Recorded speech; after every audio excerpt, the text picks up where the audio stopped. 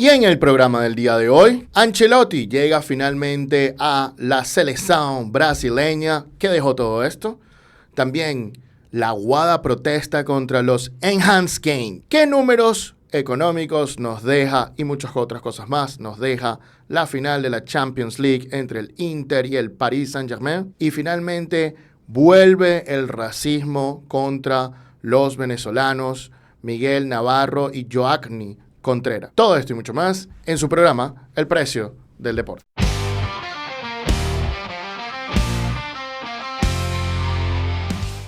Esto es El Precio del Deporte. Muy buenos días, buenas tardes, buenas noches. Bienvenidos a este su programa El Precio del Deporte, producido por Lauria Sports. Mi nombre es Antonio Quintero. Soy especialista en Derecho del Deporte y soy su anfitrión del día de hoy para hablar con ustedes. Los verdaderos hinchas del deporte, los que quieren saber más de todo lo que sucede detrás de bastidores del deporte, y por eso es un verdadero honor y privilegio estar con ustedes. Y además es un verdadero honor y privilegio estar hablando de lo que más nos gusta, como lo comenté, el marketing en el deporte, los casos legales, todo lo que tiene que ver con la gerencia del deporte y mucho más, que es lo que nos apasiona. Porque nuestra idea al final del día no es solo darte nuestras opiniones, sino además darte información y contexto para que ustedes puedan tomar sus propias opiniones bien informadas. Y para eso, el día de hoy tenemos con nosotros en los estudios a la dama del derecho del deporte, Elena Mundaray.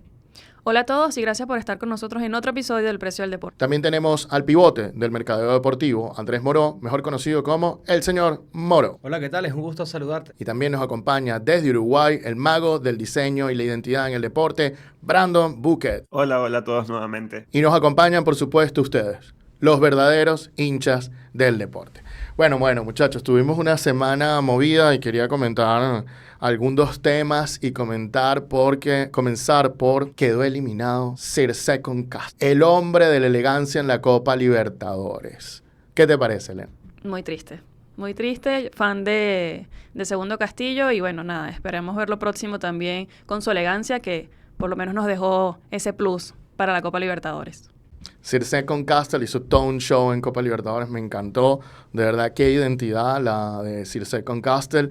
Ojalá más entrenadores se animaran a hacer cosas interesantes o cosas que llamaran la atención. Me encantó mucho. Y además, qué bonito que llevó al Barcelona justamente a una gesta interesantísima en Copa Libertadores. Y a pesar de que queda eliminado en fase de grupo, wow, qué manera de llegar. Así que me quito el sombrero ante Sir Second Castle y su gran trabajo. No solo sus trajes, sino su gran trabajo, ¿no? Y también el presidente de la Federación Venezolana de Fútbol nos dejó frases por todos lados, que se van a caer ídolos y este tipo de cosas, pero afortunadamente ya acabó esta controversia, ya afortunadamente bajaron los decibeles. ¿Cómo te pareció un poco esta situación? No le encuentro sentido todavía a las cosas que sucedieron, ¿no? Esta guerra de comunicados, esta guerra de palabras, este toma y dame, que no le encuentro sentido, no entiendo por qué cuando la Vinotinto va a jugar uno de los partidos más históricos. Vamos a ver, no sé si es tensión, no sé si es ánimos de desviar la atención del partido ante un resultado adverso, no sé si hay una agenda oculta, no sé si va a salir un partido para Juan Arango al final, no entiendo. Asimismo, nos sorprende a todos todas estas declaraciones, especialmente esos comentarios como los de que se van a caer unos ídolos un poco desatinadas en ese sentido. Y la gran pregunta, de verdad que la gran pregunta es, ¿Juan Arango va a tener un partido de despedida después de todo esto que pasó, Brandito? ¿Qué piensas? Y yo creo que sí, yo creo que es algo que va a pasar en cualquier momento. Por lo que dicen las personas involucradas, ha habido al menos conversaciones. Siento que el momento en el que se tocó el tema no era el más adecuado. De hecho, pasa algo muy constante, ¿no? Que es cuando se acercan los partidos eliminatorios, siempre parece haber una novela o una especie de tema extrafutbolístico y ya se está volviendo una costumbre, para mí una mala costumbre. Pero yo creo que sí, que en cualquier momento ese partido va a suceder y creo que esto que pasó toda esta semana es un antecedente como para terminar de finiquitar lo que en algún momento seguro va a suceder, que es el partido de despedida de Juan Arango con figuras y jugadores emblemáticos de la selección. Yo pienso lo contrario. Yo pienso que quedó como muy, muy de frente todo lo que había ocurrido y creo que ahora el partido depende más de Juan Arango y de su producción que de la vinculación con la federación, porque no veo, más allá de ese tipo de cosas, no veo que se resuelva tan pronto, ¿no? La cuestión. Yo tengo mi teoría conspirativa, como siempre lo tengo, para escepticismo siempre va por delante y creo que esto fue una estrategia de mercadeo para promocionar ese partido. Imagínate también, puede ser cualquiera de las cosas, así que bueno, lo último que quería decir es que quedó muy en evidencia que Liga Monumental y Federación Venezolana de Fútbol no van muy de la mano, ni se agradan mucho. Hubo comentarios sutiles en todas las entrevistas sobre este tema de la Liga Monumental y de cómo incluso, disculpa, el presidente de la federación con respecto a Juan Arango y al tema Juan Arango, declaró que habían tenido incluso una pequeña riña con el tema de que Juan participara en la Liga Monumental, así que queda muy, muy abierto este tema de que no les gusta la Liga Monumental. Pero bueno, lo único que nos falta es complementar el caso de Bolivia. Elena, es evidente que Céspedes, desde el programa pasado dijimos que no va, pero ya pareciera que las situaciones de Ramiro Vaca están más o menos resueltas. Cuéntanos qué tienes sobre esto. Bueno, como pudimos ver en la convocatoria de la Federación Boliviana de Fútbol, no aparecen Ramiro Vaca ni Boris Céspedes. Como adelantábamos, eran posibles estos escenarios. Por el contrario, Miguel Tercero sí aparece. Esperamos que, bueno, que su situación en Brasil, si bien no tenemos más información, esperamos que esto sea un inicio, una señal de que ya está resuelta su cuestión y que pueda salir del país. Y con Ramiro Vaca y Boris Céspedes, bueno, Boris Céspedes ya sabíamos que él había aceptado voluntariamente la suspensión provisional. En el caso de Ramiro Vaca, hubo una audiencia preliminar justamente para discutir este punto. Entendemos que no hubo una decisión a tiempo y por eso es que no está en la convocatoria. Pero sin duda alguna, sus cuerpos legales estoy segura que están haciendo el mejor trabajo para ellos, para que puedan reiniciar otra vez su actividad futbolística. Sí, yo lo veo bastante parecido a ti. Bueno, ya sabemos el caso de Céspedes. En el caso de Ramiro, pienso que se dieron cuenta que no iban a poder tener un resultado rápido. Esto es un tema de pruebas, es un tema de tener las herramientas y tal vez hoy no las tienen. No significa que mañana no las vayan a tener. Significa porque estas pruebas son muy complicadas, muy difíciles. No significa que no se vayan a lograr. Significa que no se pueden lograr en este momento. Por lo cual hay que calmarnos, que este caso apenas empieza el de Ramiro Vaca. En el caso de terceros, si ya obtuvieron el levantamiento de la medida cautelar o si no lo han obtenido, esto es un tema de tensión total, si no lo han obtenido, pero lo pueden obtener en cualquier momento. Así que me imagino que es parte de la presión. Vamos a ver si resulta y terminan con... Pero bueno, con estas informaciones preliminares dichas, que siempre como para complementar un poco las cosas y para todos aquellos que escuchan el programa, tengan algunos comentarios extras sobre temas que no profundizamos. Bueno, ya con esto listo, vamos a dar paso al primer tema. Ancelotti sale del Real Madrid, llega a la Confederación Brasileña de Fútbol, la selección pentacampeón do mundo, el técnico más ganador de la Champions League. Y esto es todo un acontecimiento que merece ser analizado. Y este es el primer tema que nos trae Brandon el día de hoy. Llega el entrenador más exitoso a la selección más exitosa del planeta. Esas fueron las palabras del presidente o expresidente de la Confederación Brasilera de Fútbol al anunciar la llegada de Ancelotti a la Canariña.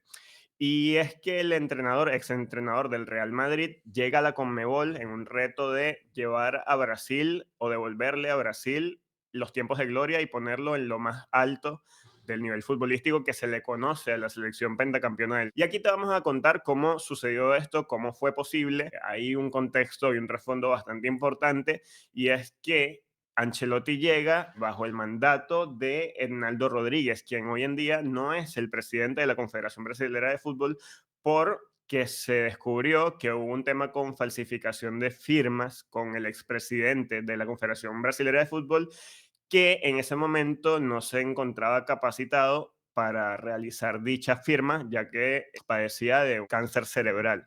Por este motivo, se inhabilitó a Hernaldo Rodríguez, y justo en la semana en la que iba a llegar Ancelotti, sucede y se destapa toda esta olla.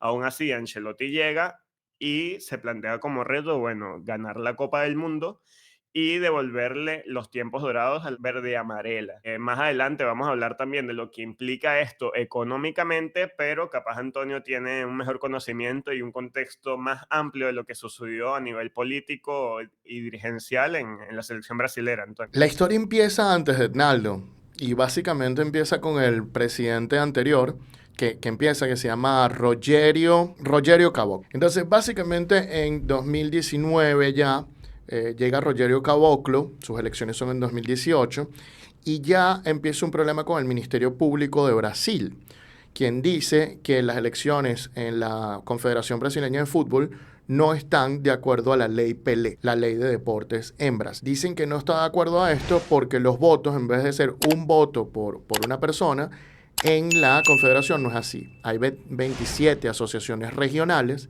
que cada una tiene 3 votos. Luego están los clubes de Primera División o Serie A, que cada uno tiene 2 votos. Y luego estaban los clubes de Segunda División, que cada uno tenía un voto. Y en virtud de que, como no todos tenían la misma cantidad de votos, empieza un problema, empieza una investigación y empiezan una serie de cuestiones y empieza una anulación de esa elección. Y en el 2021 anulan la elección y tiene que venir el presidente anterior, que es conocido como Coronel Núñez.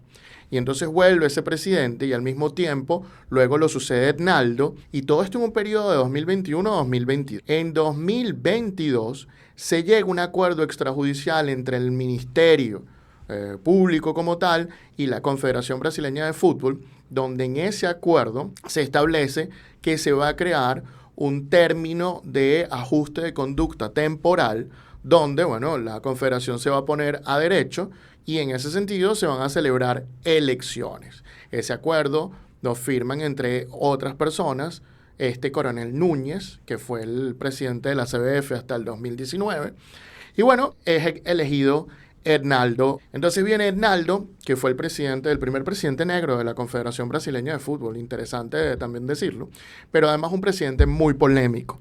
De hecho, unas declaraciones de unos periodistas de ESPN y él mismo se dice o comentan o informan que él mandó a que los despidieran porque poco después de esas declaraciones contra el presidente de Confederación, en ESPN votan a estos periodistas como tal, y al mismo tiempo un vicepresidente de la anterior junta directiva, Rogerio, viene y ataca la decisión de haber celebrado ese acuerdo. Entonces ese acuerdo, que fue entre el Ministerio Público y fue entre la Confederación, fue llevado a la justicia para ser homologado.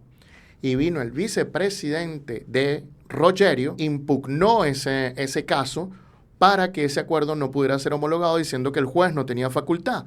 A partir de ahí empezaron una serie de cosas y en 2023 hasta deponen a Ednaldo, al que estaba de presidente, y vuelve 30 días después por esta misma situación. Luego hay otros jueces que sí validan la homologación, empieza toda una serie de cuestiones y en enero, que es el principal problema, en enero de 2025 se cierra este caso porque hay un acuerdo entre Ministerio Público, entre todo este tipo de la CBF y este otro señor, diciendo, ok, reconocemos válida esta asamblea donde se creó este término de adaptación temporal, y entonces reconocen esa asamblea, luego posteriormente reconocen la asamblea electoral, y eso es lo que permite a Ednaldo volver a participar, y es lo que hace que en marzo de este año Ronaldo diga, no voy. Todo bien hasta ahí. Pero aquí es donde viene lo más interesante de este asunto. Se le voltea al vicepresidente Ednaldo y es el vicepresidente quien denuncia este segundo acuerdo. El propio vicepresidente Ednaldo se voltea y denuncia este acuerdo y dice que este acuerdo que se llegó con el Ministerio Público no es legal. Se va a un juez, el primer juez dice yo no veo problema y el segundo juez que revisa el caso dice ya va, espérate, pero aquí está la firma de Coronel Núñez en 2025. Y Coronel Núñez, desde el 2023, tenemos aquí un reporte médico de que tuvo un cáncer justamente cerebral que lo dejó, y luego una cirugía agresiva, al tumor cerebral con cardiopatía grave, lo dejó con un déficit cognitivo desde el año 2023, hidrocefalia, mareos y ataxia. Tuve que buscar qué era ataxia porque no sabía. Es una alteración en el sistema nervioso. Y es así como el juez decide que la elección de Ednaldo y todo lo que ocurrió en virtud de este acuerdo extrajudicial con el Ministerio Público no es válido por la firma de Coronel Núñez, del que fue presidente hasta el 2019, y así anula toda esta situación, pero no solo la anula, manda al vicepresidente, que es quien hizo esa demanda y quien se le volteó a Ednaldo, a tomar la presidencia momentáneamente y a convocar a nuevas elecciones. Ednaldo había firmado a Ancelotti justo unos días antes de que saliera esta decisión. Esta decisión sale en el Congreso de la FIFA en Paraguay y Ednaldo vuela esa noche mismo a Brasil y mete un recurso. Y esta es la segunda parte importante de esta situación. Y es que Ednaldo, después de que mete ese recurso, a los días lo retira. Recuérdense que Ednaldo es alguien muy pegado al actual gobierno de Brasil. De hecho, en algunos casos, el Partido Comunista de Brasil fue el que lo ayudó a meter algunos documentos. Y de repente que él, después de apelar una decisión, decide retirar la apelación, te deja mucho que pensar. Van a elecciones y eligen a un nuevo presidente, un muchacho de 41 años, médico, Samir Saud, es quien recibe a Ancelotti. Y entonces lo interesante en este punto es por qué Ednaldo retiró la cuestión. A mí me parece que le bajaron el pulgar y le dijeron, se acabó tu momento, hay que darle paso a otras personas. Pero bueno, creo que eso viene de órdenes más arriba de Ednaldo y lo importante es que volvamos un poco a lo de Ancelotti, ¿no? Primer extranjero en Brasil en más de 60 años, Bran. Es así, bastante denso y hasta oscuro el contexto de la llegada de Ancelotti. La gente capaz no lo sabe, pero es muy importante también mencionarlo, la forma en la que llegó. Pero bien, la presentación se dio. Ancelotti, bien lo mencionas como dato curioso, es el primer entrenador extranjero en más de 60 años en la selección de Brasil. Es un dato no menor. Y pareciera que estuvieran destinados a ser compatibles. Ancelotti ha dicho que se siente muy cómodo con los jugadores brasileños, que ha entrenado a 34 brasileños en su carrera y que llega con la intención de ganar la Copa del Mundo. Me parece muy interesante lo que implica la llegada de Ancelotti, porque traer a Ancelotti a Conmebol o a la selección brasilera no debe ser nada sencillo.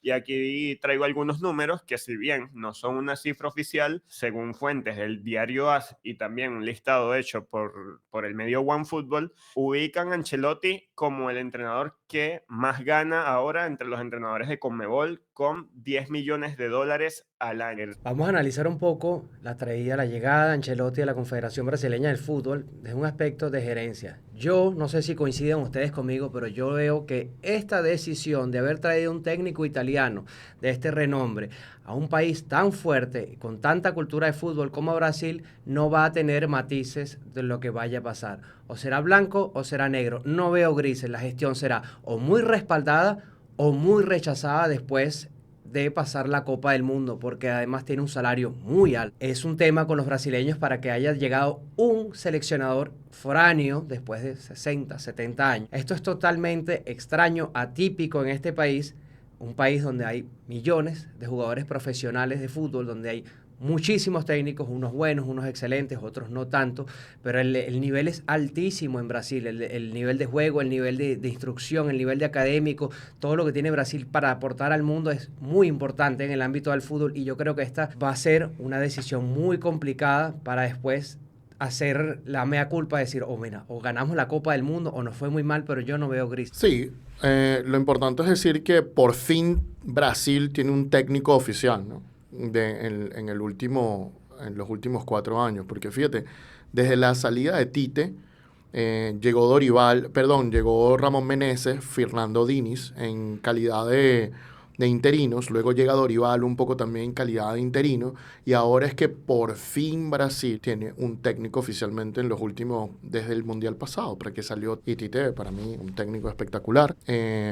Y ahora la gran pregunta es, Brasil con un técnico extranjero, Brasil que tiene tanta identidad, que tiene tanto contexto, que tiene tantos campeonatos del mundo, y que todos esos campeonatos del mundo fueron ganados por técnicos brasileños, ahora va a traer un técnico extranjero.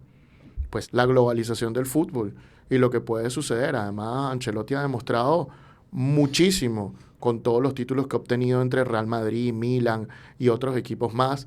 Y por otro lado, a mí lo que me preocupa, más allá de que sea italiano o no sea italiano, a mí lo que en verdad me preocupa es un técnico de club que va a ir a una selección, y una selección que compite en unas eliminatorias muy complejas, pero que además tiene un grupo de jugadores de muy elevado nivel.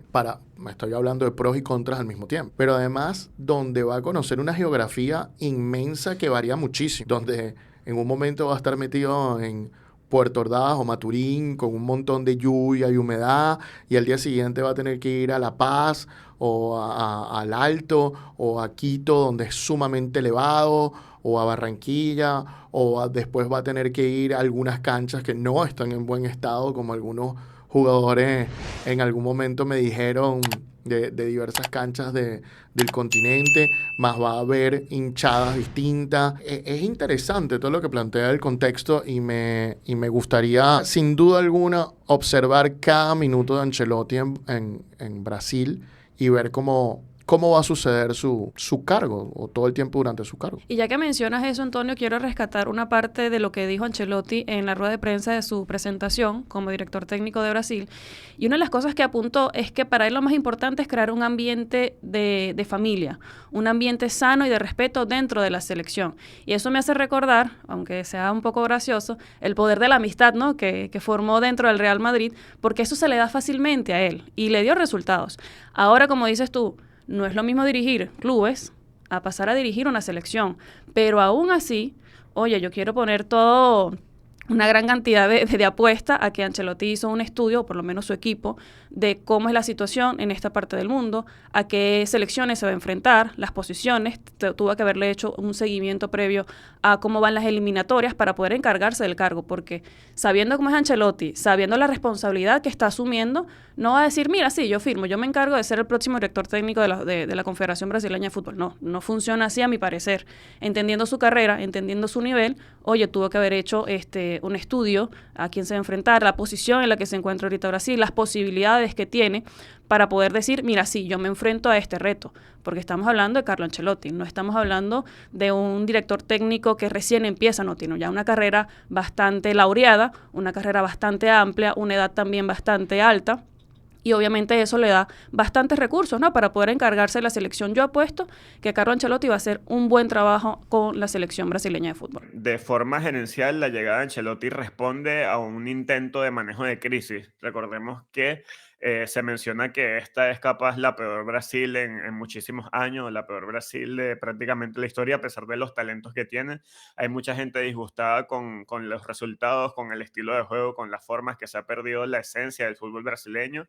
Y creo que al mismo tiempo que vas viendo que tu juego va disminuyendo, al lado el vecino, el eterno rival, es campeón del mundo, campeón de Copa América y está logrando todos los triunfos al mismo tiempo que tú vas en retroceso.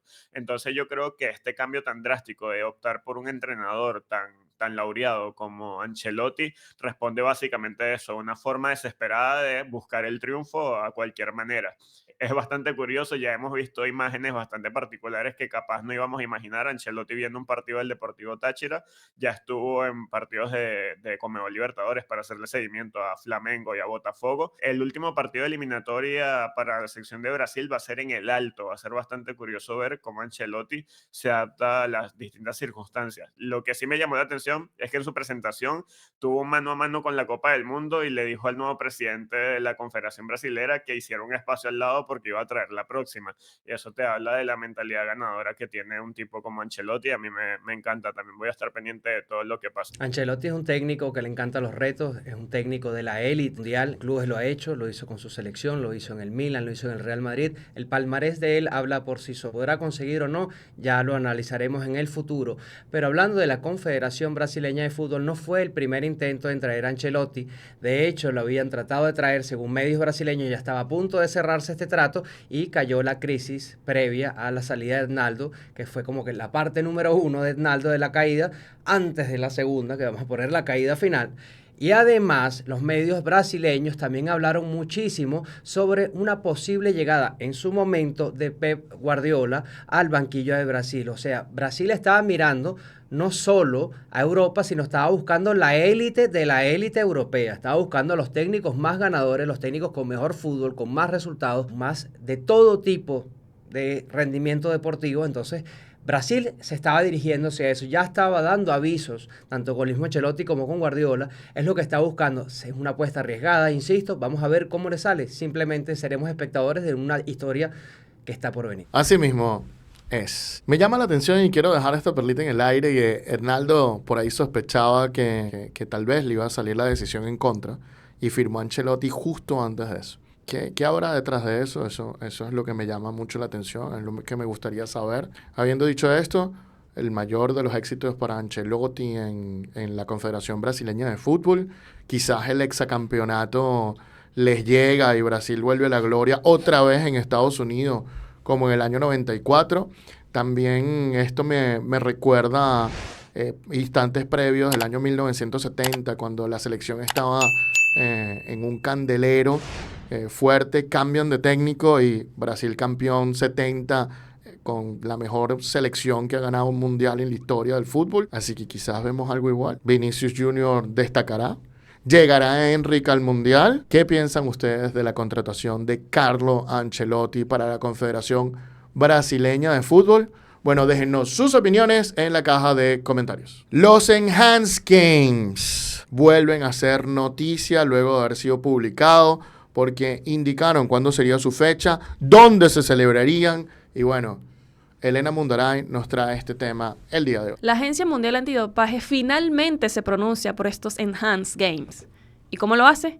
Oponiéndose firmemente a estos juegos mejorados. Vamos a hablar un poquito antes, a repasar qué son estos juegos mejorados o Enhanced Games. Ya nosotros hablamos sobre este tema en unos meses pasados, porque salió otra vez en los medios de comunicación la revuelta sobre esto.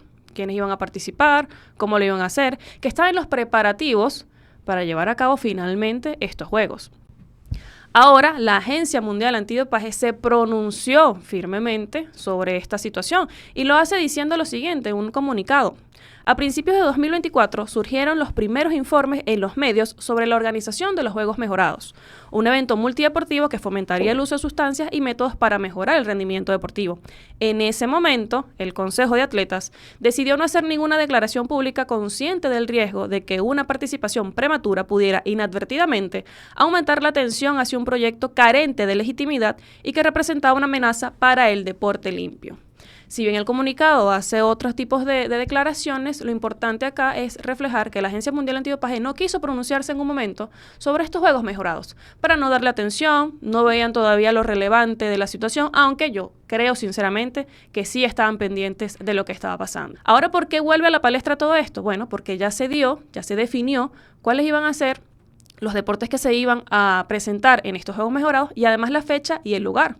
Se van a celebrar en mayo del 2026 en Las Vegas, Nevada, Estados Unidos. Al salir toda esta información es que obviamente la Agencia Mundial Antidopaje saca este comunicado porque tiene que advertir a los atletas que están bajo el paraguas de la Agencia Mundial Antidopaje, a los que se preparan limpiamente para practicar el deporte y para ser los mejores, de que hay un alto riesgo sobre estos juegos mejorados y que obviamente no los respalda para nada, porque hay evidencia científica de que el uso de sustancias prohibidas es dañina para el cuerpo humano. No solamente dañina, sino que además daña el espectáculo de un deporte limpio, que justamente son los valores que apunta el deporte federado. Justamente esto es lo contrario a lo que buscan los juegos mejorados, a los Enhanced Games, porque tienen una comisión científica, tienen una comisión médica en donde ellos supuestamente, en la información que ellos mismos publican, dicen que tendrán el control de este uso de sustancias para mejorar el rendimiento, para ver cuál puede ser el mejor ser humano, para romper récords,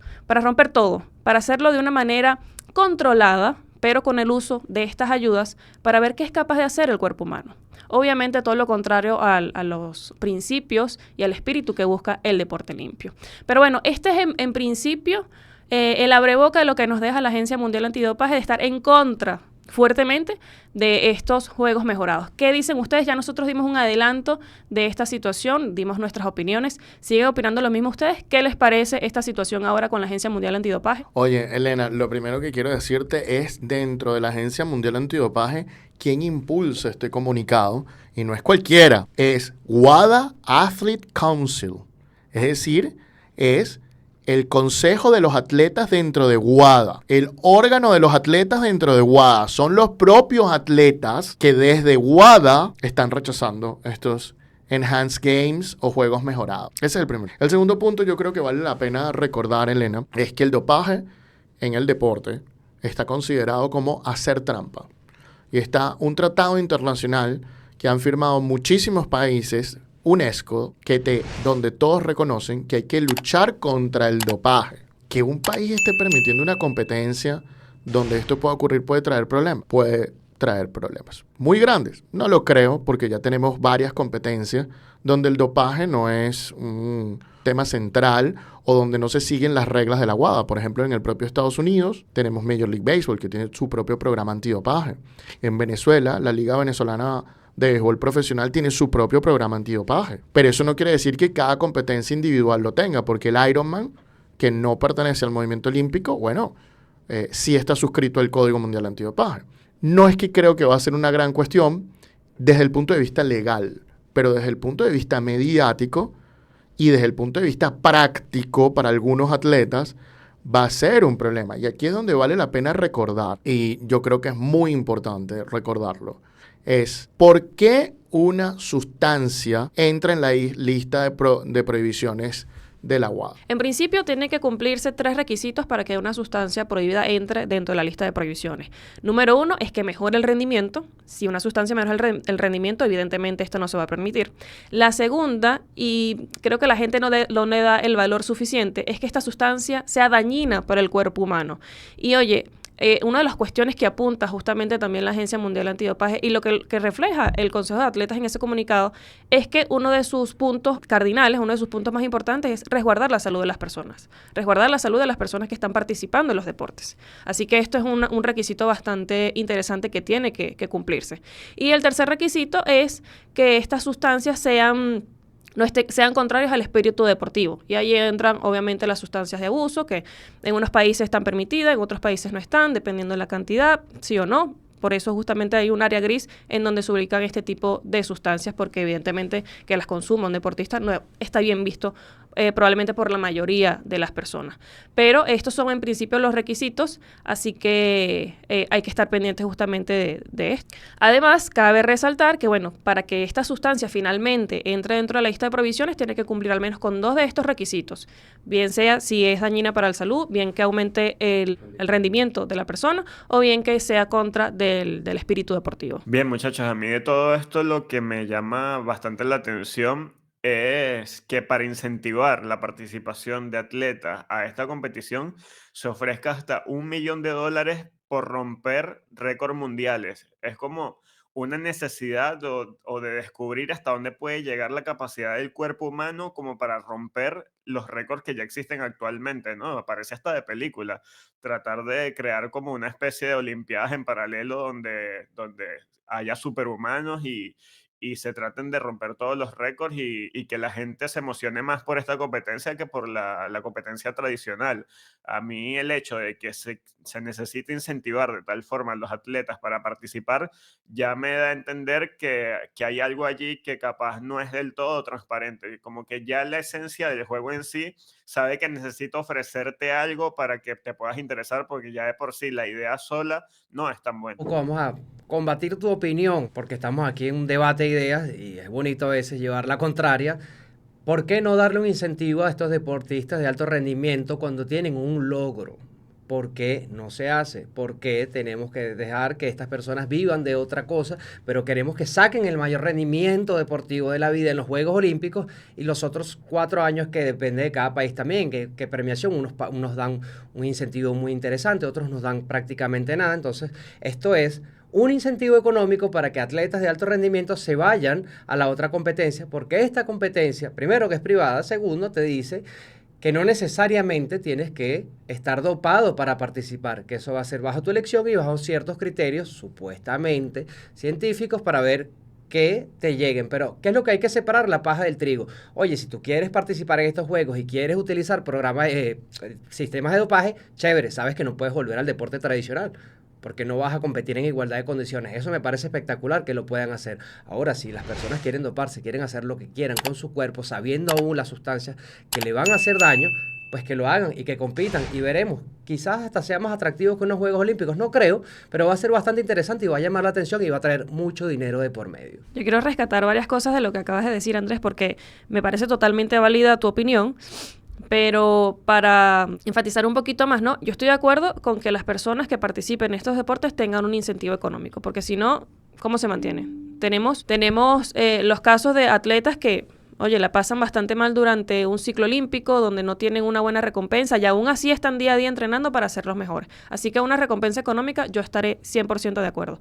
Ahora, con lo que dices que esto es totalmente privado, sí, evidentemente. Que las personas pueden hacer lo que quieran, sí, totalmente, evidentemente. Pueden inyectarse, pueden hacer lo que quieran, en definitiva. El detalle es que hay consecuencias. Y justamente veo, como lo ves tú, de que si una persona, un atleta que esté preparándose para estos Juegos Mejorados, después quiera asumir y estar bajo unos Juegos Olímpicos o participar y prepararse para ello, no creo que deba permitírselo porque está con unas condiciones que no están cumpliendo los demás. Se supone que tu cuerpo tiene que estar limpio, se supone que tu sistema tiene que estar en las condiciones que los demás atletas deben estar, que respetan estas normas. Y en definitiva, como también terminan siendo una organización privada de este lado, tiene sus normas que evidentemente pudieran cambiar. De hecho, si bien la mayoría de las cuestiones antidopaje son por presencia de sustancias prohibidas en el organismo, la mayoría de los casos también está el uso. Y se supone que si tú estás participando en estos juegos mejorados, estás haciendo uso de estas sustancias. Entonces, por allí pudiera meterse la Agencia Mundial Antidopaje, pudieran meterse las federaciones para abrir procesos disciplinarios a personas que si están metidas en estos juegos mejorados, después no puedan participar en los míos porque se supone que estás haciendo uso de sustancias prohibidas. Y ahora hablando de récords y todas estas cuestiones, me parece también curioso traer a la palestra que ya uno de esos récords se rompió. De hecho, por Christian Kolomif, de Grecia, un atleta de 31 años, quien participó en los siguientes Juegos Olímpicos. En Londres 2012, fue el 31 en los 100 metros de estilo libre. También participó en los Juegos Olímpicos de Río 2016, en los Juegos Olímpicos de Tokio 2020, que se celebraron en el 2021, y en los Juegos Olímpicos de París, en los últimos, también participó, llegando de número 5 en los 50 metros estilo libre. Ahora, él se propuso para este programa de los Juegos Mejorados y rompió el récord, supuestamente, de los 50 metros libres que tenían el récord por César Cielo, 20,91 segundos, en el 2009 está este récord, y él lo rompió hace poco, Christian Kolomif, con 20,89 segundos. Y por esto, como mencionó Brandon también hace un momento, se ganó $1 millón. Solamente por romper este récord. Y es justamente una de las cuestiones que están haciendo los organizadores de estos juegos, en darle $1 millón a las personas que rompan estos récords, pero bueno, ahora con el uso de sustancias. Y de hecho, muchachos, este atleta puso en su Instagram, además, el nadador más rápido de la historia, puso obviamente su récord y además dice que forma parte de los atletas de los Enhanced Games y además en la página web también aparece no solamente él, sino 3 nadadores más que al menos públicamente le dan el apoyo a estos juegos y públicamente ya son imagen también de la participación en estos juegos. Dios mío, dijeron demasiadas cosas. Es imposible ver si puedo atacar todas y si me acuerdo de todas, ¿no? Pero lo primero, con respecto a Andrés, yo estoy de acuerdo con que los atletas ganen dinero. Eso no es ningún problema y que tengan premios cuando rompen récords, sin duda alguna. Yo estoy muy de acuerdo con, creo que no afecta en nada al día de hoy. Ahora, con lo que no estoy de acuerdo es con el dopaje en general. Es una forma de hacer trampa, pero además el mensaje que yo siento que estos juegos van a mandar es: el que tenga más dinero es el que va a ganar. El que tenga más acceso a toda esta tecnología de dopaje es el que va a ganar. Entonces ya no estamos poniendo a los seres humanos a competir entre iguales, sino ahora simplemente los estamos poniendo a competir en cuestión de rivalidad monetaria. Esa es mi opinión directamente, porque el que tenga más dinero va a conseguir los mejores productos y siempre que esta organización se lo permita, va a dejar este tema. El segundo tema que quería conversar, que Elena tocó varios puntos interesantes en lo que dijo, es, bueno, existe un problema en aquel atleta que va a los Enhanced Games y luego regresa al mundo olímpico, si es que en los Enhanced Games se dopó, porque va a ser difícil que regrese al mundo del movimiento olímpico, a estas competencias, etcétera, etcétera. No obstante, ¿qué pasa con el que fue sancionado en el mundo olímpico y ahora dice, bueno, ya no puedo competir en deportes acuáticos, ya no puedo competir aquí, ya no puedo competir allá, me voy y me dedico a todo lo que son los Enhanced Games? Hoy en día son una competencia, mañana quizás son más. Y entonces esto les va a dar un mercado y entonces la sanción que impone WADA directamente será inefectiva para el atleta y va a mandar un mensaje de que, bueno, si no te gusta aquí, siempre tienes otra oportunidad acá. Entonces, esto va a cambiar un poco las reglas de juego, ¿no? ¿Qué es lo que le va a gustar más a la gente, a la gente ver, al espectador observar? Mira, no lo sé. Quizás sean los Enhanced Games y quizás esto cambia toda la estructura del deporte mundial. Sin duda alguna, porque entonces todo el mundo va a tener que hacer más cosas como los Enhanced Games. Ahora, siento yo que esto viola principios fundamentales del deporte como no hacer trampa. ¿Qué es lo siguiente entonces que van a proponer los Enhanced Games? Ah, no, que cambies de tu brazo y que empecemos a colocar prótesis, que ya tenemos deporte adaptado, pero prótesis que te hagan superior a atletas, entre atletas normales en competencia normal. ¿Qué vamos a permitir? Vamos a permitir que le coloques motor a las bicicletas. ¿Qué vamos a permitir? Vamos a permitir que le coloque motores a los patines. ¿Hasta dónde vamos a llegar? Entonces ya no va a ser una competencia entre seres humanos, va a ser más otro tipo de competencia. Y para eso ya tenemos la Fórmula 1 y tenemos este tipo de cosas, pero al mismo tiempo, o las competencias de automóviles y de motos y motociclismo, pero al mismo tiempo entonces vamos a dejar de ver competencias de seres humanos. Le pasaba a Brandon esta mañana un video en Instagram justamente de competencia de robots. Es decir, entonces pronto ya ni siquiera vamos a estar viendo a seres humanos competir. Los Enhanced Games son la primera escalera de dejar de ver completamente deporte entre seres humanos.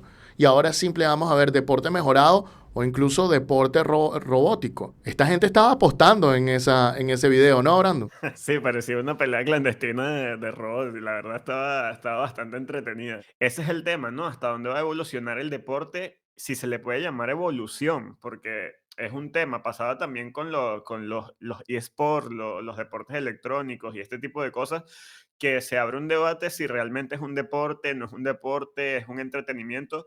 Y como entretenimiento, totalmente válido. A mí me hace pensar, ¿son estos juegos mejorados la Kings League de los Juegos Olímpicos? A mí me parece que sí, que yo creo que todo lo tradicional, de cierta forma, lo están reversionando y esa nueva versión llama la atención porque te da un valor agregado, hay plus, hay ítems que te permiten mejorar el juego en cierta forma, pero yo creo que el purista, el que le gusta el deporte de verdad o el que respeta el juego limpio, la igualdad de condiciones, siempre va a preferir la disciplina original. Entonces, yo creo que sí, en algunos años vamos a ver disciplinas de robot donde se implementen más temas tecnológicos. Es un reto para este tipo de instituciones separar y ver hasta dónde llega la línea, ¿no?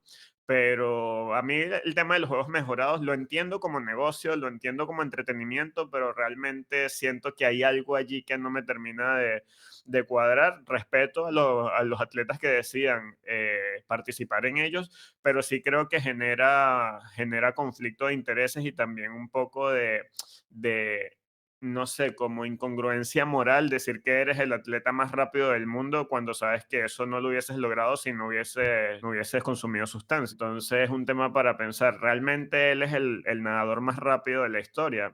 No lo sé. Si Michael Phelps acude a eso, obviamente sería el más rápido de la historia. Ya es el más rápido de la historia, no el más rápido de la historia, capaz el más ganador de los Juegos Olímpicos. Pero el hecho de decir soy el mejor, sabiendo cómo lo lograste, yo creo que es un poco, te genera un dilema moral. Cualquiera que esté en el mundo del deporte va a decir que yo soy el mejor y quizás tenga números de otras personas para rebatirlo, ¿no? Caso Cristiano Ronaldo, él siempre dice que es el mejor del mundo ahora.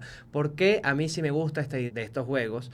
Y es porque va a hacer que los juegos tradicionales mejoren. ¿Y esto a través de qué? De la competencia. Mientras más competencia tengamos, mientras más libre competencia, va a ser que todos los actores y protagonistas del mundo del deporte van a tener que mejorar, que evolucionar y que seguir adelante. Y para decirle a Antonio sobre la evolución, ¿a dónde iremos a llegar si peleas con robots? No sé. Mira, hace 20 años no estábamos hablando de la inteligencia artificial y no sabemos si en 10 años más adelante ni siquiera vamos a poder trabajar de lo que estamos haciendo hasta ahora porque la inteligencia artificial se lo comió. No sé qué nos va a deparar, pero creo que todavía va a haber una base sobre el deporte tradicional que tiene más de 200 años. Sin duda, organizaciones como estas son bastante interesantes, ¿no? Y siempre hay gente que quiere innovar, que quiere salirse un poco de lo que ya está planteado. Brandon mencionó la Kings League, ok, aquí en Venezuela también tenemos la Liga Monumental, por ejemplo, un un espacio aparte del fútbol regulado. Pero justamente por eso, porque la gente busca innovar. Lo que pasa es que estas personas están queriendo innovar con algo que además incluye la salud de las personas. Antonio hace mucho énfasis en el dopaje hacer trampa. Yo lo quiero ver un poco más en que el dopaje también es dañar tu organismo, es dañar tu cuerpo. Recordemos, por ejemplo, que hay casos públicos, donde podemos buscar las noticias en internet, donde a niños beisbolistas le inyectan esteroides para caballos. Y antes de fallecer, tienen problemas de visión, problemas en los riñones. ¿Qué tipo de vida pueden tener una persona cuando hace uso de estas sustancias? Se daña su organismo. Entonces, también es importante apuntar a eso, y por eso rescato también una de las cuestiones que menciona el comunicado de la Agencia Mundial Antidopaje, dice lo siguiente: la Comisión de Atletas trabajará con la Agencia Mundial Antidopaje para garantizar que los atletas estén informados de los riesgos asociados con este evento, riesgos que no solamente afectan la salud y el bienestar de los atletas, sino también sus carreras deportivas. Entonces, no solamente es hacer trampa, no solamente es mejorar tu organismo para ser el mejor, es a qué costo lo vas a hacer, porque el uso de estas sustancias, sin duda, a pesar de que tengan comisión médica, tengan una comisión científica en donde van a regular el uso de estas sustancias, también hay estudios en donde se indican que el uso de este tipo de cuestiones afecta a tu salud. Entonces, la cuestión es hacer algo, pero ¿a qué costo? Yo reitero, lo dije en el video pasado, no puedo estar en contra de la libertad de asociación de las personas. El detalle está en que cada una de nuestras decisiones tiene consecuencias. Allí está el detalle que yo veo. Es verdad, nenita. Mira, Andrés, yo te voy a decir una vaina. Te irás a quedar tú sin trabajo. Pero yo no me voy a quitar sin trabajo. No quitan trabajo. No, no van a quitar el trabajo. La inteligencia artificial irá a quitar ciertos trabajos, pero no va a quitarlos todos. Yo voy a seguir trabajando. Vamos a ver si el gremio de abogados, así como el gremio de artistas, no se está dejando y está luchando contra la inteligencia artificial. Vamos a decir, el gremio de abogados va a eso. Muy bien, con esto listo. Elena tiene mucha razón. Lo más importante es la salud y la salud de las personas involucradas en el deporte. Con esto listo, señores. La pregunta es para ustedes. ¿Les gustan? Nuevamente les preguntábamos, ¿les gustan los Enhanced Games, estos juegos mejorados? ¿No les gusta esta idea? ¿Les parece que los atletas sí deben tener derecho a utilizar estrategias de dopaje, o debe sacarse el dopaje enteramente de los deportes? ¿Deben ser los atletas pagados o no deben ser pagados? Bueno, déjenos sus opiniones en la caja de comentarios. Año 2025, nueva Champions League.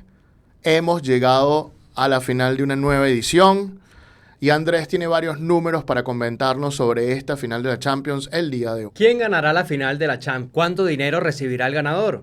¿Se podrá superar a la última transmisión televisiva de la última final? Esto y mucho más, quédate que te lo vamos a responder. Hay muchos datos y muchos números y muchas cifras por hablar, por analizar de la competencia de clubes más importante del mundo. Comencemos a hablar por la cantidad de dinero que la UEFA destinó para cada uno de los 36 participantes que dio en la UEFA Champions League, la primera competición que tuvo 36 equipos y que además tuvo una fase de grupos de liga que cambió totalmente el formato, lo que venía la UEFA haciendo, y es que la edición 70 de la Champions League y la 33 bajo el formato Liga de Campeones se destinó 850 millones de euros para repartir entre todos los participantes. Si vamos a hacer un análisis, vamos a comparar nada más con, por ejemplo, la Copa Libertadores. Tenemos que la Copa Libertadores hace un prize money total para todos los equipos de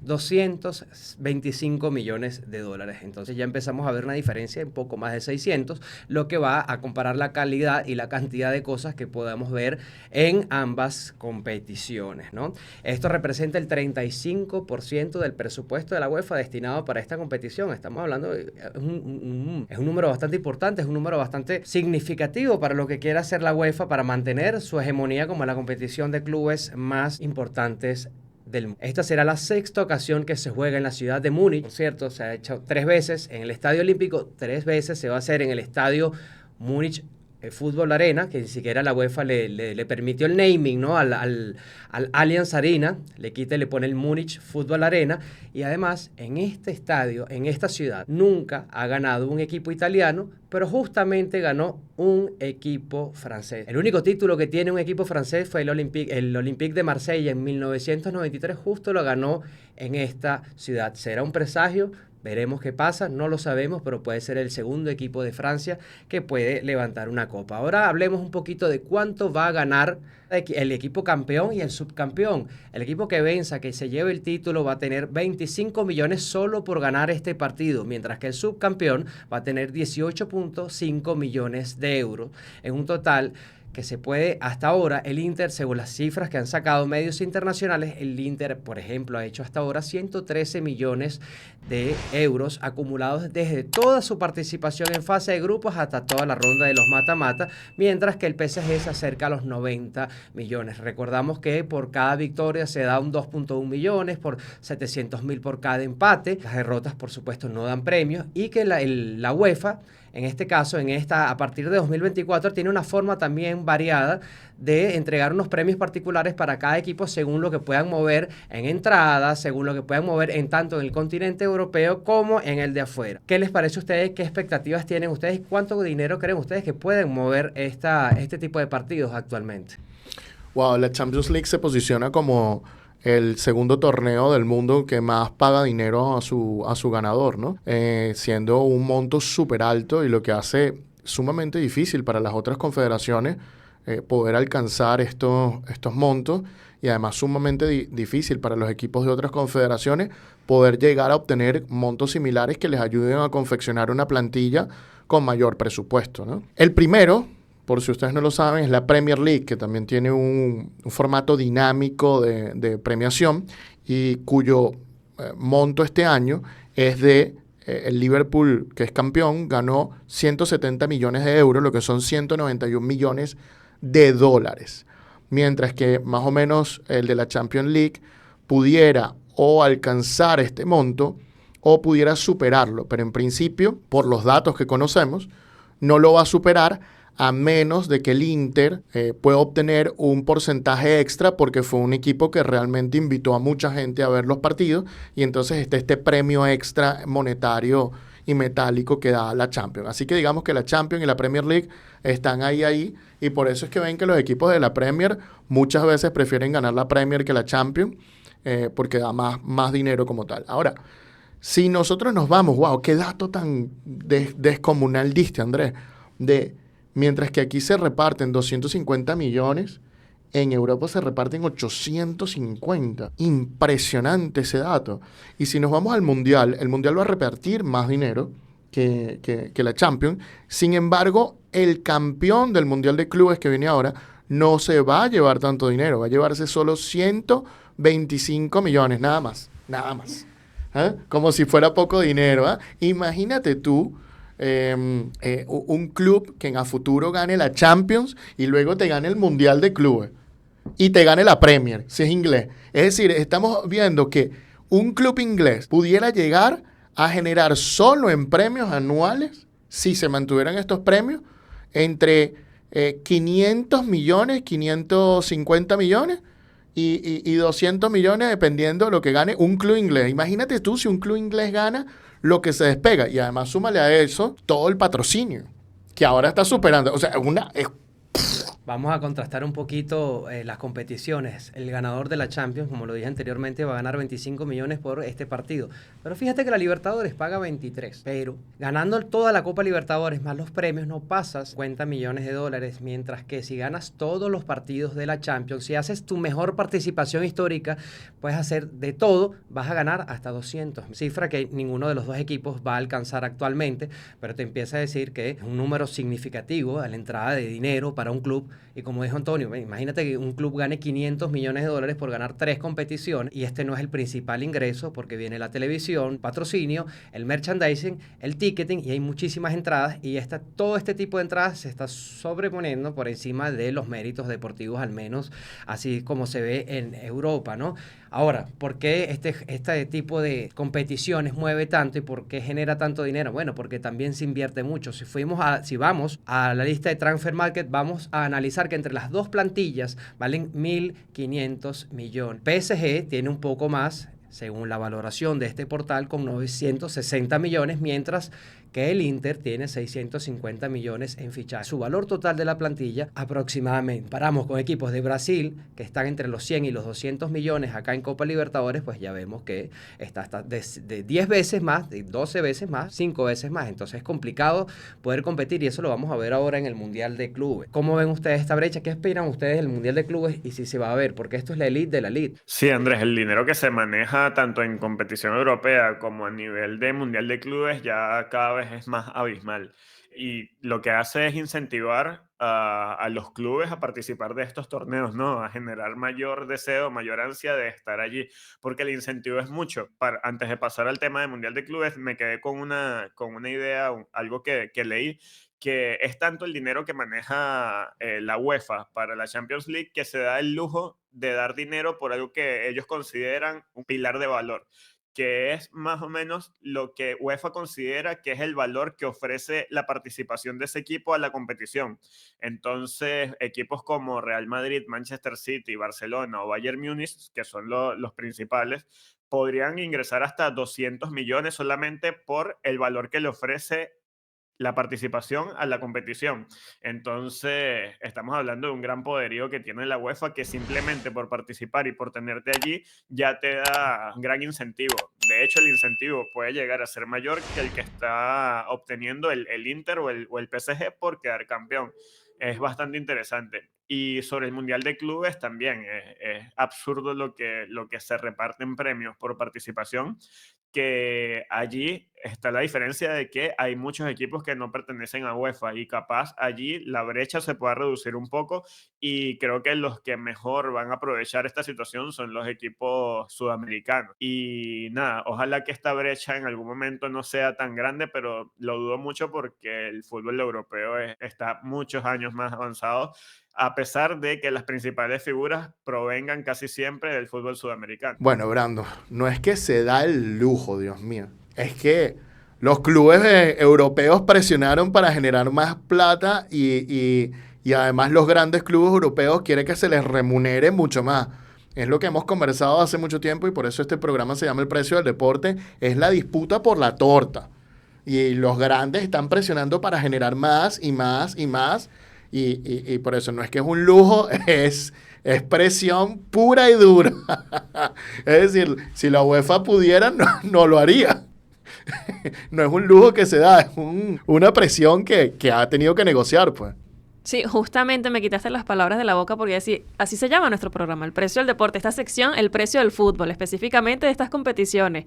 Pero además lo que me llama la atención es que uno de los portales de noticias vi que, como es usual, además a los jugadores también se les va a repartir de esto como un premio grupal por alcanzar ciertos objetivos. Creo que el Inter va a repartir 10 millones entre sus jugadores si ganan al final la Champions. Entonces, oye, no solamente es el incentivo como club, como empresa, sino también el incentivo personal que tiene el jugador de llevarse un poquito más de dinero, porque es una cifra considerable, ¿no, Andrés? Fíjate, el Inter, que iba a dar 10 millones a toda la plantilla, si ganaba la final de la Copa, y el PSG se va a llevar a todo su personal a ver el partido. Cada quien tiene unas formas de premiar o no. También sabemos que la masa salarial del PSG está por encima de la del Inter. Cada quien tiene su forma de estimular, ciertamente o no. Lo que quedará en duda es si este partido va a ser tan atractivo como fue, por ejemplo, la final de 2023, que fue el récord televisivo que ha tenido, al menos de los que ha registrado la UEFA, que tuvo 450 millones de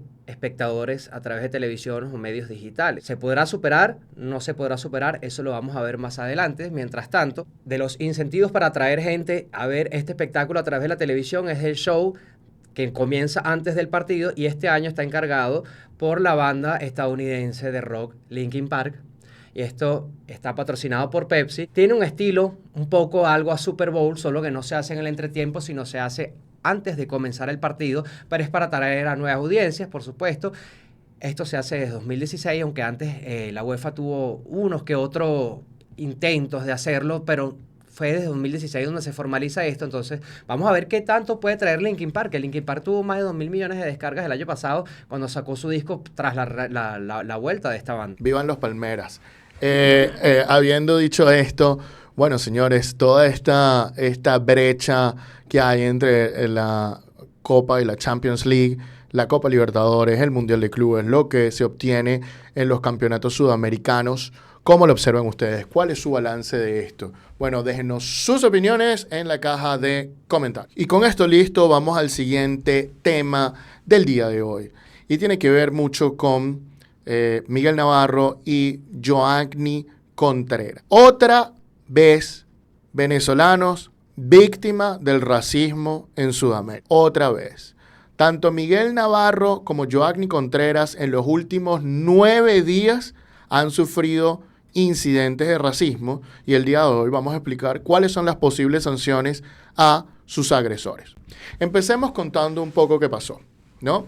En el caso de Joanny como tal, este fue un partido entre directamente Deportes Iquique contra Deportes Recoleta y varias jugadoras de Deportes Recoleta se acercaron a Joanny y la insultaron, le dijeron una serie de cosas y también miembros del cuerpo técnico como tal.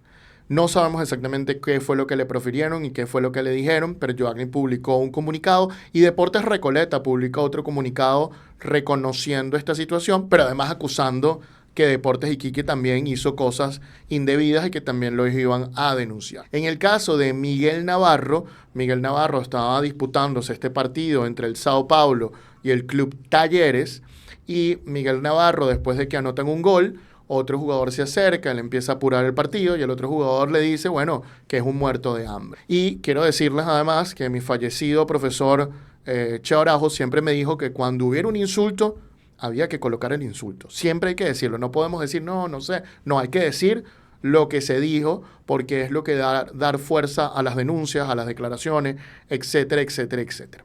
Entonces, bueno, este es más o menos el problema que ha sucedido. Y bueno, lo interesante es hablar de qué vino después. En el caso de Miguel Navarro, y yo creo que este es un punto importante, yo no sé, Brandon lo mandó ayer, muchachos, a ver, y ahí quiero la opinión de todos ustedes, es que después de lo que ocurre con Miguel Navarro, inmediatamente sale el jugador paraguayo Damián Bobadilla haciendo como una especie de disculpa. Antes de entrar a discutir sobre este video de Damián Bobadilla, que creo que es importante conversarlo brevemente, lo que hay que decir es, esta es la primera vez que yo veo que un paraguayo comete un acto de xenofobia contra un venezolano. Es la primera vez que yo lo vi. Tanto Elena como yo hemos viajado en los últimos 2 años a Paraguay en un par de ocasiones y el trato es maravilloso. Los paraguayos son gente espectacular y no tengo nada sino agradecimiento hacia ellos, así que creo que este es un incidente aislado.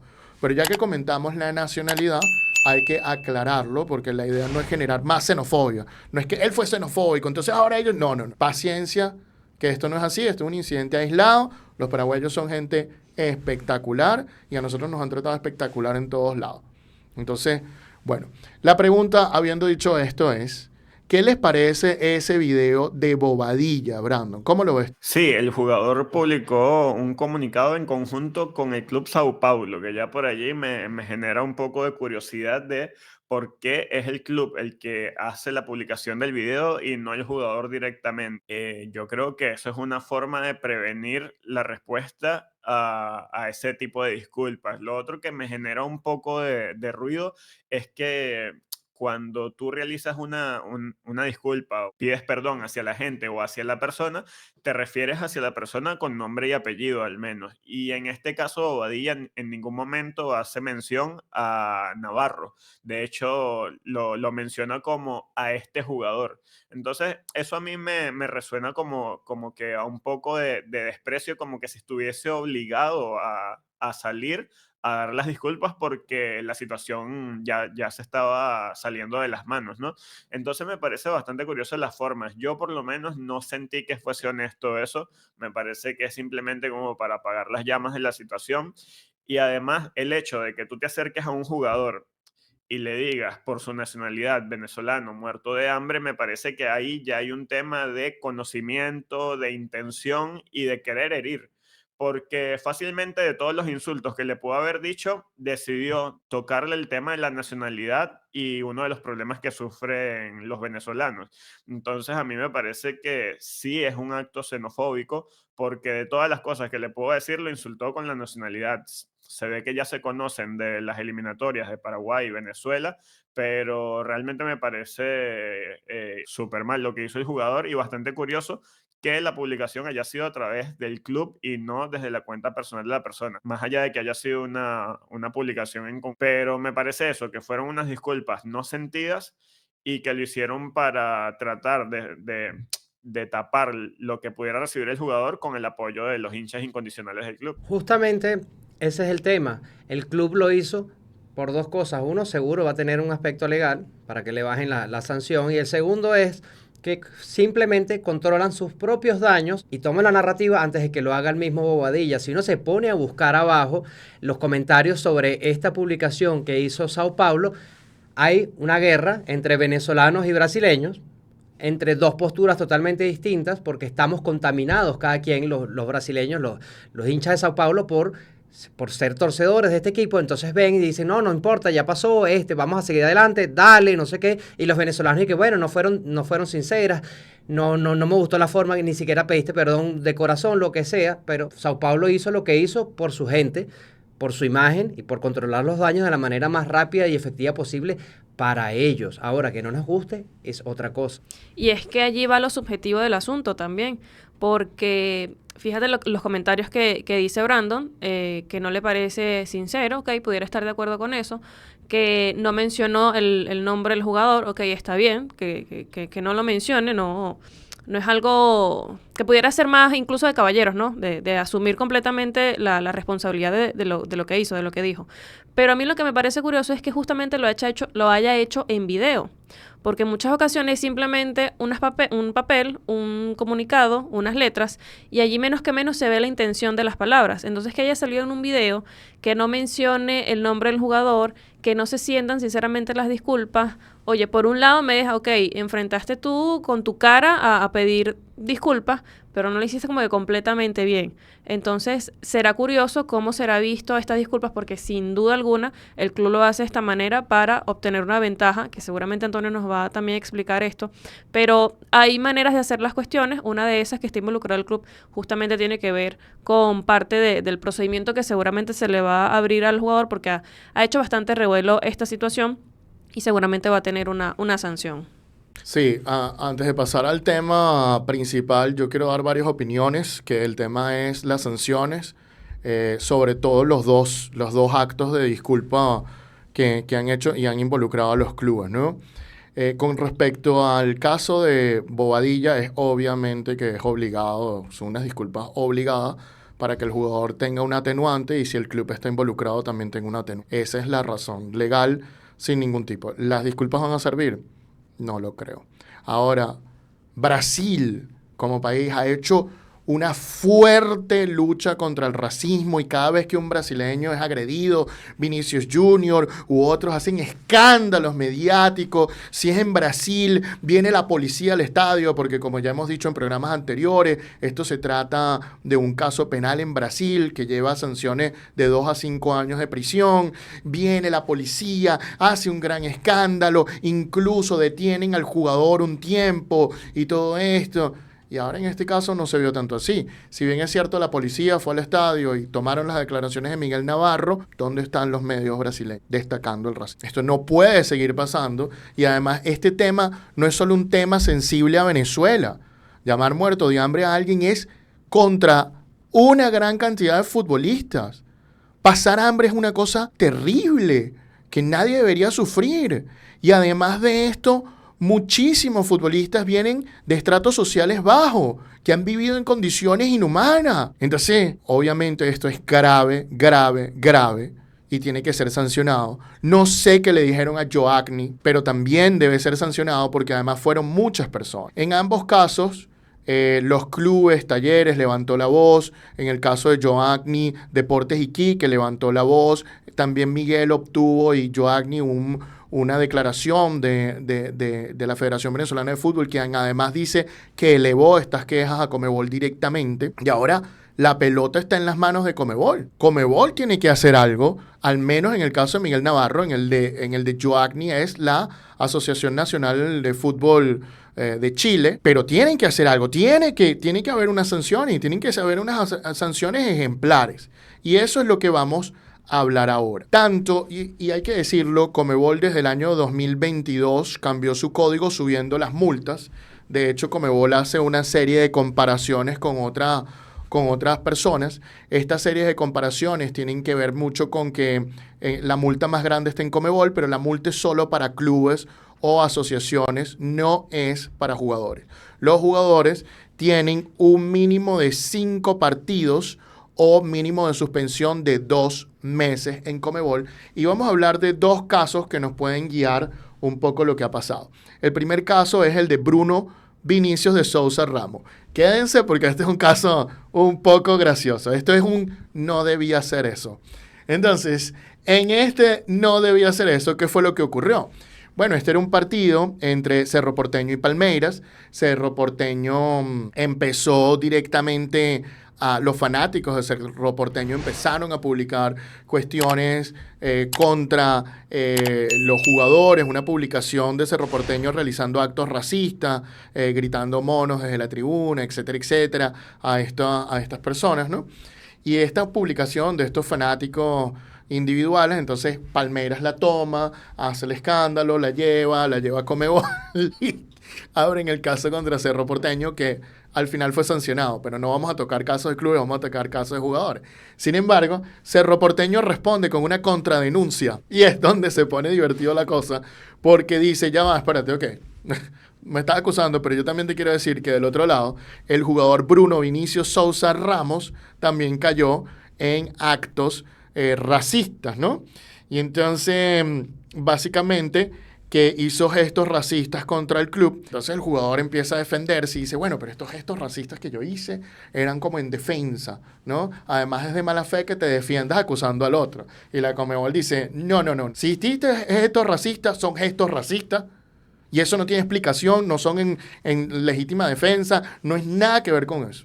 Si hiciste gestos racistas, tienes que ser sancionado. Y evidentemente le dieron una sanción de 4 meses. 4 poderosos meses más.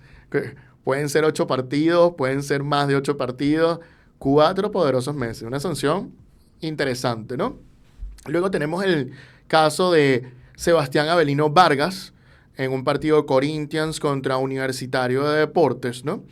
Y entonces, en este partido, fíjense que siempre hay brasileños involucrados. En un caso fue en contra de los brasileños y también en contra de Cerro Porteño, y ahora es un caso en contra de Universitario de Deportes de Perú.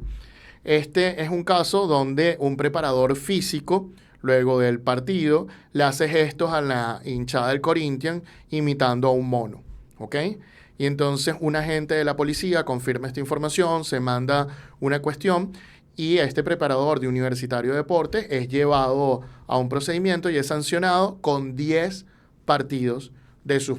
¿Qué debería ocurrir? Yo creo que a este jugador paraguayo debería colocársele una sanción cercana a esos 10 partidos. En el caso de Joagni, tuve la libertad de investigar el Código de Procedimiento y Penalidades de la Asociación Nacional de Fútbol Profesional de Chile, que en su artículo 63 establece tanto un mínimo como un máximo para actos racistas, diciendo que humillar, discriminar o ultrajar a personas de forma que suponga un atentado a la dignidad humana por razón de raza, color, idioma, religión, etcétera, permite que se sancione con una sanción de 5 a 10 partidos. Y bueno, básicamente eso es lo que debería pasar tanto en el caso de Joagni. En el caso de Joagni, Deportes Recoleta publicó un comunicado nuevamente, como ya lo comenté, diciendo que bueno, que ellos habían iniciado investigaciones internas, que estaban involucrados varios jugadores y varios directivos oficiales y que van a resolver el problema, pero que también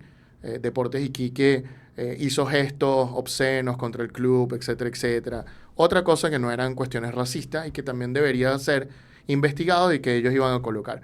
Me parece que tratan de desviar la atención como tal del problema principal que es, wow, se te fue de las manos. Insultar está mal. Insultar con actos racistas está muy mal. Y meterte con el tema del hambre, en un continente como Sudamérica es lo peor que puedes hacer. Y además quiero recalcar también acá que en el caso de Bruno, Vinicius Sousa que comentas, Antonio, aquí se pudo identificar que solamente fue el jugador el que cometió estas cuestiones, y uno de los argumentos de la comisión disciplinaria dice que no se da la responsabilidad objetiva, sino que como está identificado propiamente el jugador, entonces la sanción es contra él.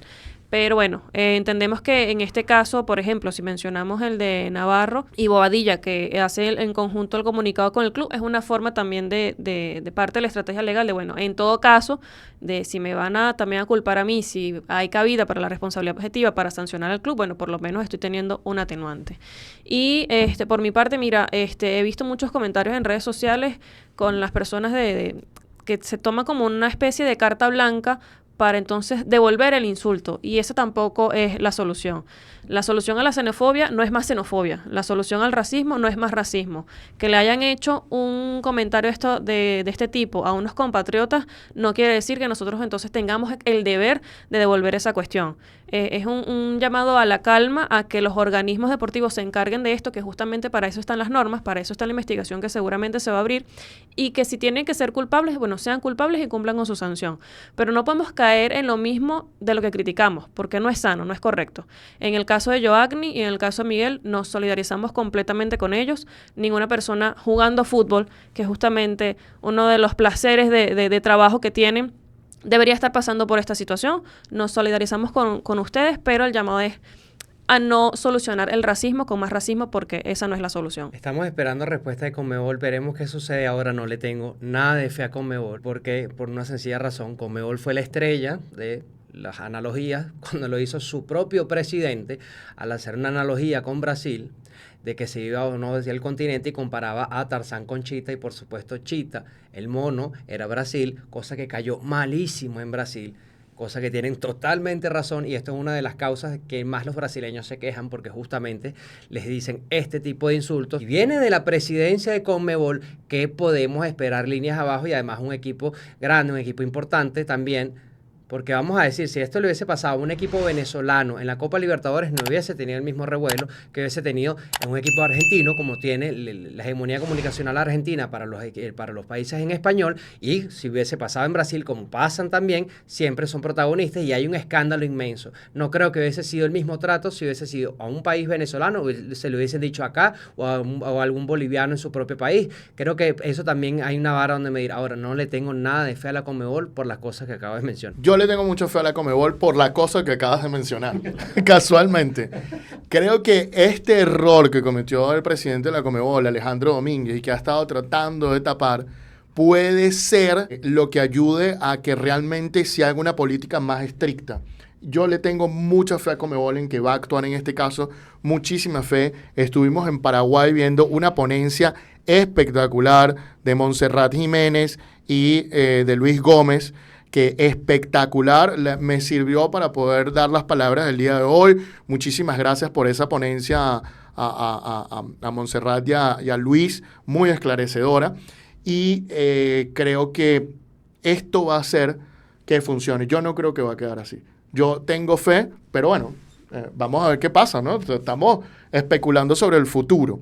Yo también tengo fe en los órganos disciplinarios de la Conmebol, porque han venido demostrando que han hecho un trabajo justamente para aplacar este tipo de situaciones. Las sanciones se han impuesto correctamente, y de hecho la recolección que hacen de las multas también las vuelven a invertir en mensajes educativos, en cuestiones educacionales con respecto a este tema del racismo. Así que en los órganos disciplinarios de Conmebol yo sí tengo fe. Muy bien, una cosa que quería agregar antes de terminar esta sección es una de las cosas que ha sacado Conmebol muy interesante. Es el protocolo de 3 pasos de FIFA para el racismo, ¿no? Que ya se ha aplicado en Conmebol. Y es que los jugadores pueden hacer esta señal cuando están siendo abusados por racismo. Entonces, el racismo puede venir de varias partes, ¿no? Puede venir de otro jugador, de otro colega, puede venir de algún directivo, oficial, entrenador, o puede venir del público, ¿no?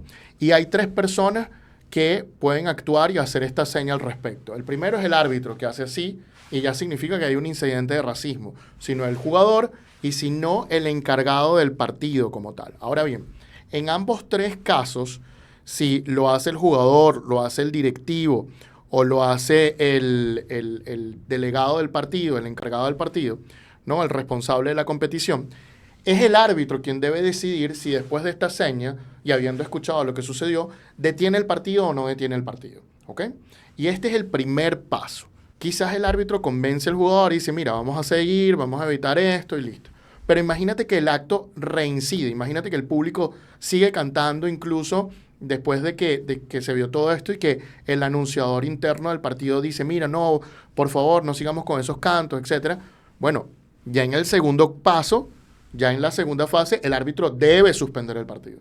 Ya no es opcional. Ya un segundo, una reincidencia en el mismo partido, implica que detengas el partido. Y ahí otra vez el anunciador va a hacer como segundo paso, mira, por favor, dejen esto. Ok, el partido se reanuda y ocurre un tercer incidente. El árbitro ya suspende el partido definitivo. Es decir, tienes dos. A la tercera se acabó el partido. Pierde el partido el equipo que esté siendo acusado de racismo y básicamente se acaba el partido. Peligroso para las hinchadas estar con estos jueguitos. Es peligroso para los jugadores y directivos estar con estos jueguitos. Creo que han mejorado las cosas. Es la oportunidad para Conmebol de que demuestre de que verdad está en contra del racismo. De que demuestre que no es un tema solo de quejas de Brasil. Esta es la oportunidad para Conmebol. Yo confío en que lo van a hacer. Entiendo que Andrés no, entiendo que Elena sí. Vamos a ver qué sucede en este respecto. No solo para Conmebol, sino también para los equipos, los clubes y las selecciones. Si llegamos a esto a los clubes y hacemos ciertas cláusulas y le decimos a los jugadores, oye, mira, por cada problema de racismo que tú te vayas a meter, te perjudique a ti o al club, vas a tener esta serie de duras sanciones, sobre todo si le tocas el bolsillo, si se puede hacer, y puedes hacer otro tipo de restricciones y de campañas internas para que los jugadores ni lo piensen, ni en el mayor de las calenturas posibles que puedan tener, no lo van a hacer porque le vas a tocar el bolsillo y lo vas a castigar severamente. Qué buen punto, Andrés. Fíjate tú. Vamos a hablar de varias cosas porque tienes razón en lo que estás diciendo. La norma no prevé multas para los jugadores. Y eso es algo que a mí no me gusta. Pero en primer lugar, lo que hay que decir al respecto es, Conmebol está haciendo campaña. Algunas no se sienten muy fuertes, especialmente hacia el público. Siempre hay una valla. No me gusta que la valla está como escondida. Pero todo este tema se ha ido incrementando, al menos a lo interno. Antes de cada partido hay charlas. Viene el delegado y se habla también un poco con los equipos, con los capitanes de los equipos, y se les recuerda el protocolo, se les recuerda esta cuestión antirracismo. Así que yo creo que al interno la cosa está mejorando un poco más. Pero diste con la tecla fundamental. Sí, no solo puede ser una suspensión, hay que atacar el bolsillo, hay que hacer multa. ¿Tú quieres decir un incidente racista? Bueno, ok, son $5,000. Conmebol está jactándose en este momento de que tiene la multa más elevada con respecto a las 5 confederaciones, a las otras 5 confederaciones y a FIFA, porque su multa mínima es de $100,000 para clubes o federación, mientras que todas las demás son de $20,000, $15,000, $10,000. La de Conmebol es casi que 5 veces más la más cara. Bueno, muy bien, empecemos también a colocarle en el bolsillo a directivos y a jugadores este tipo de cosas, no solo a los clubes. Yo estoy de acuerdo con eso. Y bueno, con esto listo. Como dice Elena, todo nuestro apoyo para Joaquín Contreras y Miguel Navarro. Esperamos que no vuelvan a pasar una situación como esta. Esperamos que los culpables sean sancionados y que haya una sanción ejemplar. Y nuevamente recuerdo que el pueblo paraguayo es una de las personas más agradables y cariñosas de visitar, así que todo mi apoyo. Habiendo dicho esto, ¿cuál es su opinión? ¿Qué balance hacen de esta situación? Bueno, déjenos sus opiniones en la caja de comentarios. Muy bien, y con esto listo, hemos llegado al final del programa del día de hoy. Muchísimas gracias por acompañarnos. Como siempre, ustedes los verdaderos hinchas del deporte. Si les gustó, por favor, denle like, comenten y compartan. Si les gustó mucho, suscríbanse y denle a la campanita. Estuvo trabajando para ustedes el día de hoy la dama del derecho al deporte, Elena Mundaray. Gracias a todos por su tiempo y nos vemos en una próxima ocasión. También estuvo trabajando el pivote del mercadeo deportivo, Andrés Moro, mejor conocido como el señor Moro. Nos vemos en la próxima oportunidad. También estuvo Brandon Bouquet, que nos acompañó hasta hace poco, pero tuvo que salir urgentemente. Así que saludos al mago del diseño y la identidad en el deporte.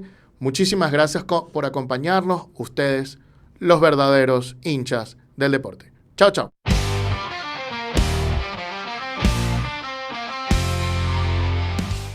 Esto es el precio del deporte.